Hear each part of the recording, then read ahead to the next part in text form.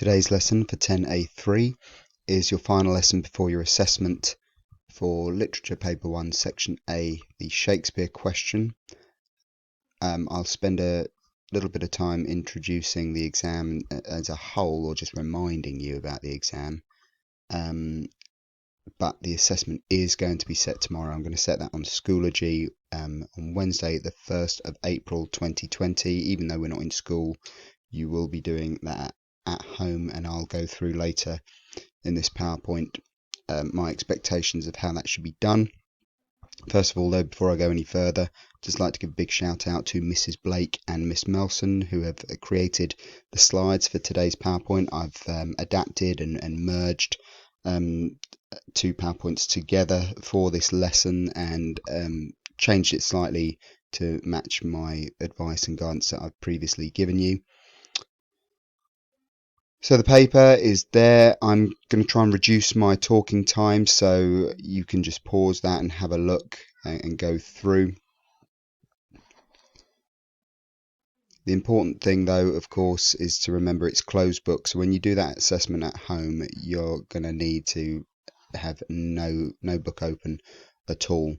Remember as well that there are 4 marks for SPAG available. So just like an inspector calls, in paper 2, there is a SPAG mark for this. Okay, section A, Shakespeare. Our chosen text is Macbeth. You'll be given an extract and just one question. You don't get a choice of question. You have to write about the extract and the rest of the play. Different colleagues give different advice in terms of how you should divide your time, how you should spend your time. My advice has always been 5 minutes planning, 40 minutes writing, and then 5 minutes proofreading, particularly when you've got a SPAG mark here. So proofreading is really important. You should aim to write a small intro and conclusion. I always say with the intros, try and answer the question in one sentence. And that's your introduction. There you're introducing the your argument, and then all of your peel paragraphs should kind of feed off that introduction that you have written. Your peels, 3 to 4, and they should be detailed, and I'd much rather see 3 detailed peel paragraphs than 4 rushed through just for the sake of getting 4 peel paragraphs. And again, my advice might differ from some of my colleagues here. Rather than writing about the extract first and then the rest of the play, I've always encouraged you to write about the extract and the rest of the play simultaneously in each peel paragraph. So a bit like the comparison paragraphs that we did for the poetry, where you write about the 2 poems in each peel, write about the extract and the rest of the play. And where you get the rest of the play, that stuff from, that can either complement what you're writing about the extract, or it can show a contrast with the extract, as I've said before.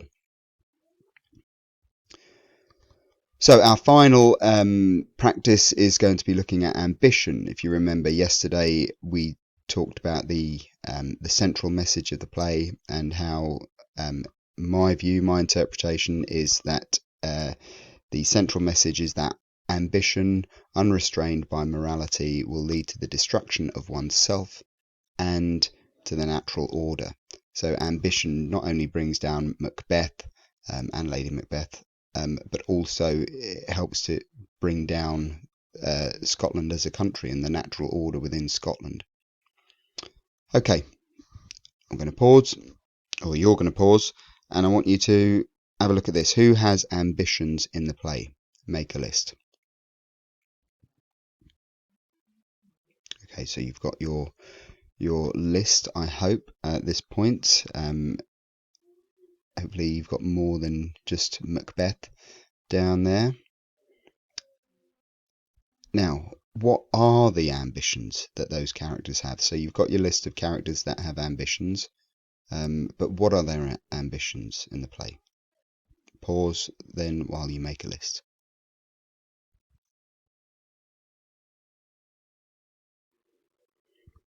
Okay, now you've got that today's question. As you can see, there is the extract. that you've got. Oh, never shall sun that morrow see, your face, my thane, is as a book where men may read strange matters. So you should know that that comes from Act 1, Scene 5, Lady Macbeth's first scene. And the question, starting with this speech from Act 1, Scene 5, how does Shakespeare present attitudes to ambition in the play? So I'd like you to spend 5 minutes now making a plan for the full answer, remembering to add quotations from the extract as well as elsewhere, and try to do it without your book in order to practice for tomorrow's assessment.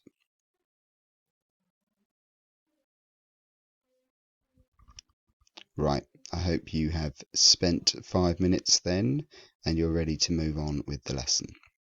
Now, when writing your Peel paragraphs, we advise you to follow this point, evidence, analysis, and link, this framework for each of them. Your link for this, that might be when you think about adding some context, but it could also be when you make a link to the rest of the play, when you can say similarly later in the play or earlier in the play, ambition is shown as blah blah blah, or conversely, ambition is shown later in the play as blah blah blah. So that's where you might bring in the rest of the play in your link. But remember, your analysis, you need to be thinking about AO2, language, form, and structure. I always say you should be using 2 quotations in your evidence, and it doesn't have to necessarily follow that. You can bring further evidence in with your analysis, so don't pile all of your quotes straight after the point.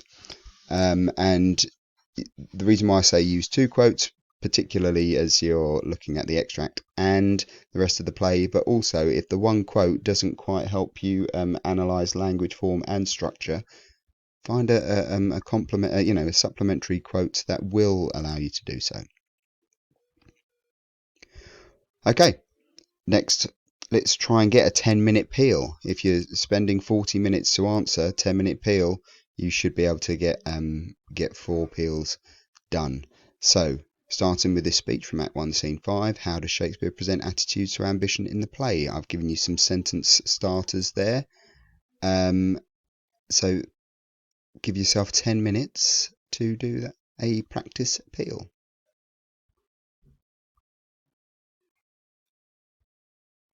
Okay, so if you've done your practice peel now, if you've done it in exam conditions, obviously you are going to be writing that down, but if you want to type it up and quickly send it over to me on Schoology, I will give you some feedback. Thank you for all of those peels you've been sending in to me. I hope you got your feedback that I gave you yesterday. So here's your success criteria for a level 5. That's not a grade 5, of course. That is a level 5 in marking.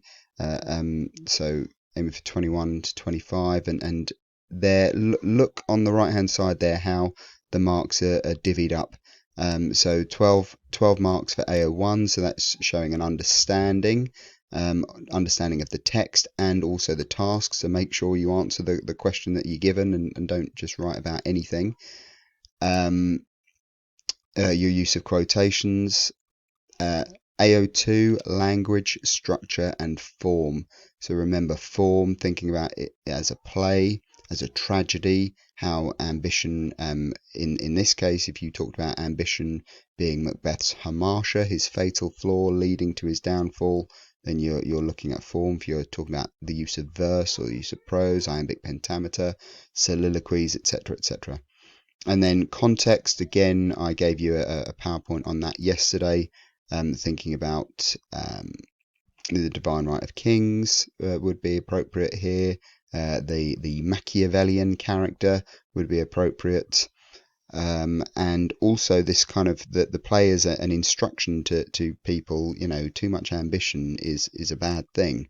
And then you can think about the gunpowder plot as well, and bring some analysis or discussion of that in. And there you go, there's a mark scheme for level 6, the very highest mark band, marks 26 to 30. Apologies if you heard my son going mental downstairs. But there's the mark scheme for the very highest, so you can pause that and have a look and see how you can get those marks. Right.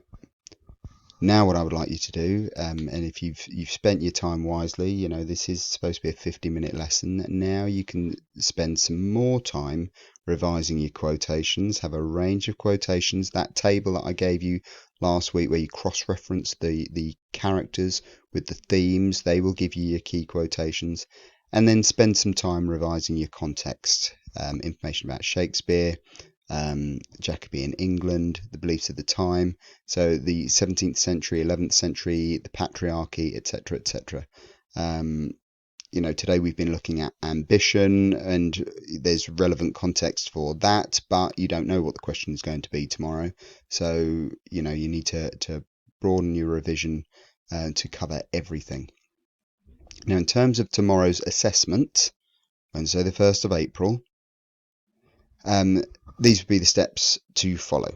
Okay, so print off the question if possible, give yourself a timer, 50 minutes, and then spend 5 minutes reading the question, planning, annotating the extract, thinking of quotations from the rest of the play.